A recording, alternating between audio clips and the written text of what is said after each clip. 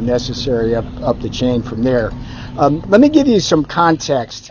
The broad context for this administration is that President Trump ran, among other things, on stopping Communist China from poisoning Americans with fentanyl. We've lost over 1 million souls to fentanyl over the last years.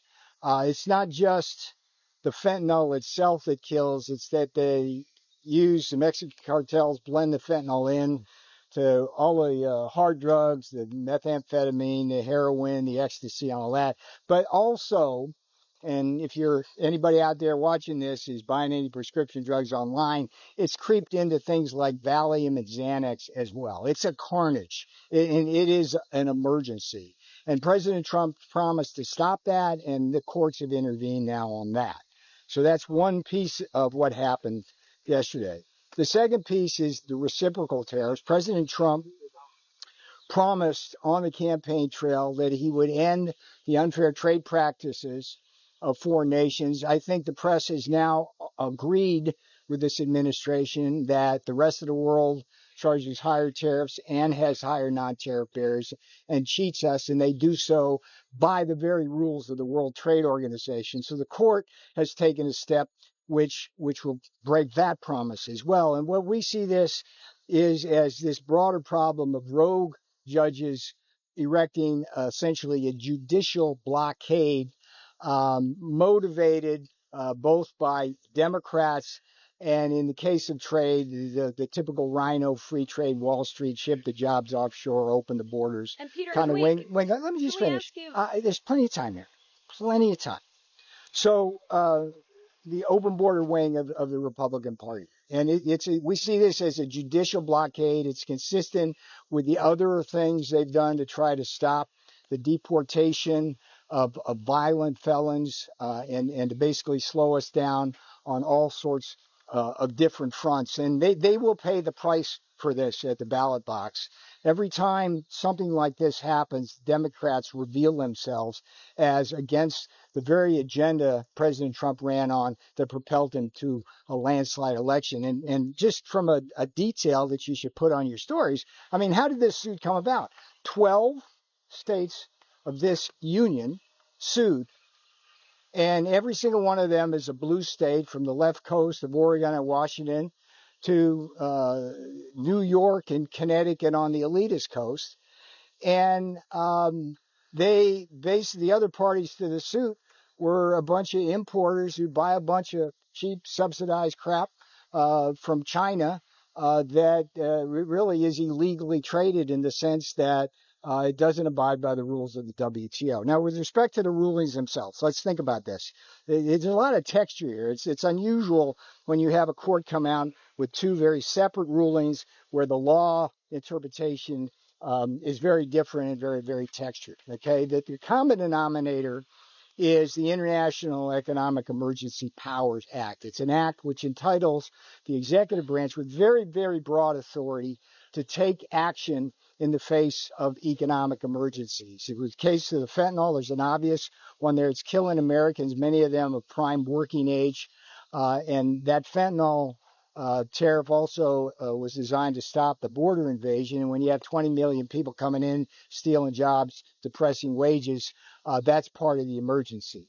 And then the reciprocal tariff issue, the emergency there very clearly is the $1.3 trillion trade deficit a year, which cumulatively has added up to $18 trillion of wealth transferred into foreign hands. And can you imagine what you can buy with $18 trillion in this country? You can buy a whole state with that.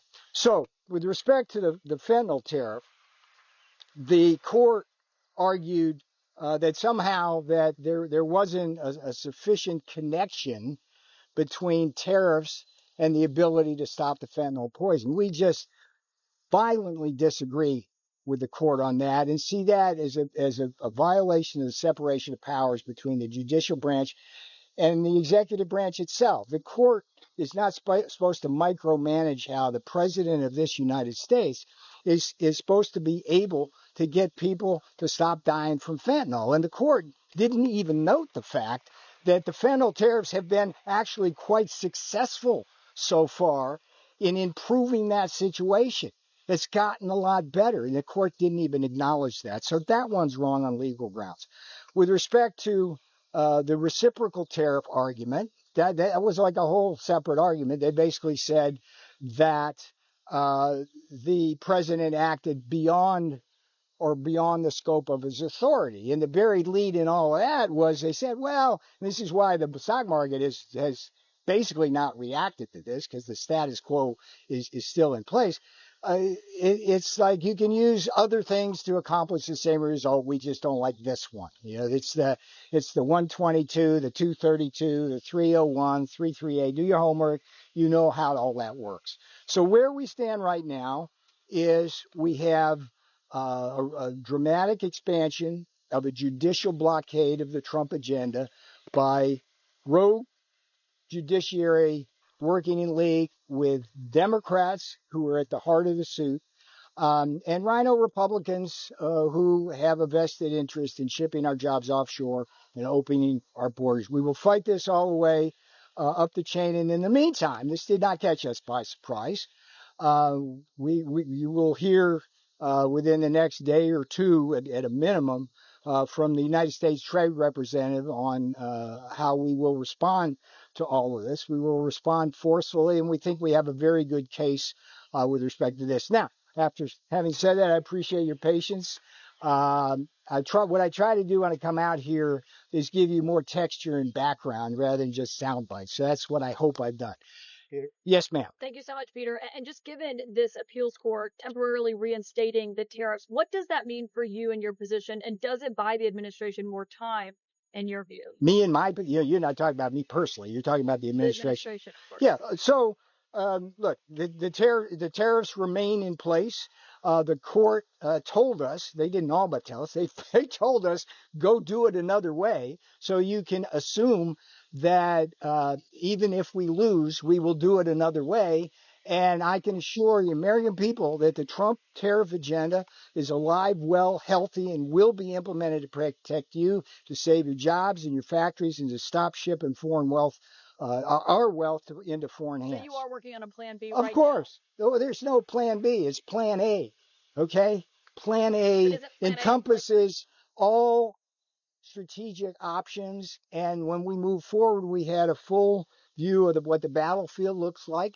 We are not naive about rogue justices in the judiciary and Democrats filing lawsuits. This has got to stop, by the way. This weaponization of the judiciary to stop President Trump from doing what he promised the American people. This has got to stop. It's the people of America have the lowest level of confidence in the American judiciary they've had in 100 years. And it's getting close to what they think about Congress. And that's a low bar to hit. How much of that is because every time you get a court decision you don't like, you and your colleagues come out here and rail against rogue judges? Who is this guy? Tell me who you are, sir. I'm Andrew Feinberg. I work for The Independent. Okay, so that is such a biased question. That is not a journalist question. That was like an op-ed, sir. So I don't even respond to that. Who else has got an intel? Yes, ma'am. Peter, I want to ask you, what do the conversations look like right now with other countries as you're seeing the courts pushing back here in the United States? Well, great question. In fact, that is the question in many ways.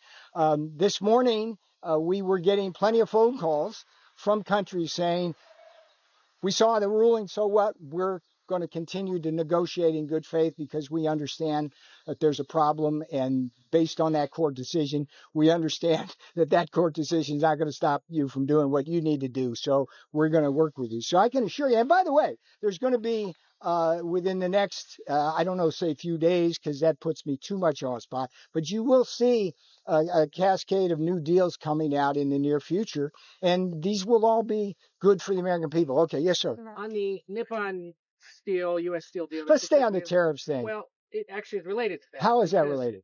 It looks like we have the framework of an agreement that involves some kind of U.S. involvement in the company. Japanese firm gets some kind of U.S. involvement in the company. Oh, U.S. Steel owns the company.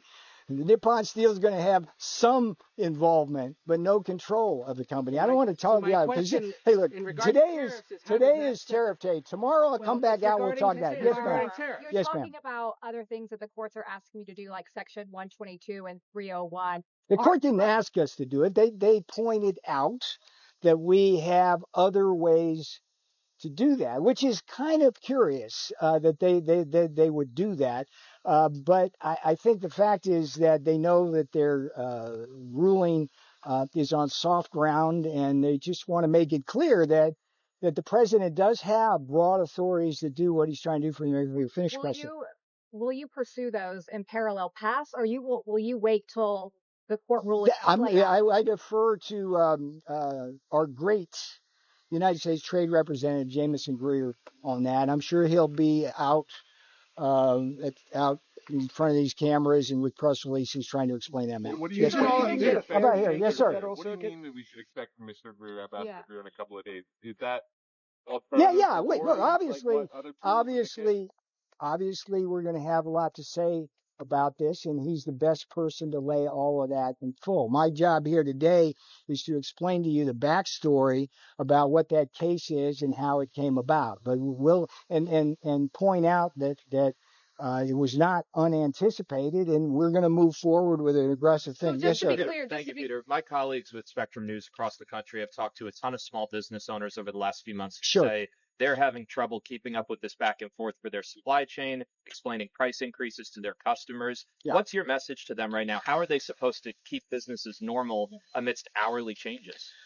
We're in a point where in this history of this country, if we do not shift structurally to a world where the world treats us fairly, we will never have this opportunity again. And a lot of this back and forth is the result of the Democrats working with the globalist rhino Wall Street people to try to stop the Trump agenda, whether it's at the border or whether it's on trade. But we're going to move forward, and we're going to get to a place where we're going to have more factories, more jobs. We've already had trillions of dollars investment. I mean, I don't think any of you can deny that these Trump policies are working to attract trillions of dollars of investment, and that we are moving to onshoring our facilities, and that's what we got to keep doing. I take two more here. Yes, ma'am. Just on the back and forth. So, is your message to small businesses, to the markets that are watching this news, the back and forth of the on and off again tariffs, the rulings, is that these tariffs are going to go into effect regardless, and that the administration will find a way to get it done?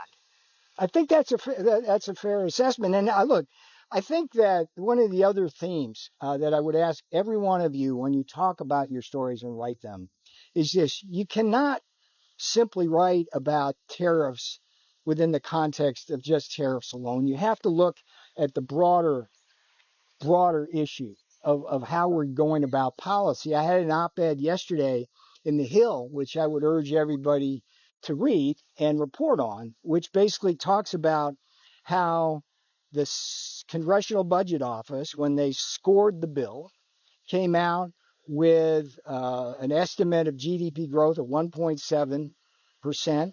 And they said that we were going to have a nearly $4 trillion addition to the deficit.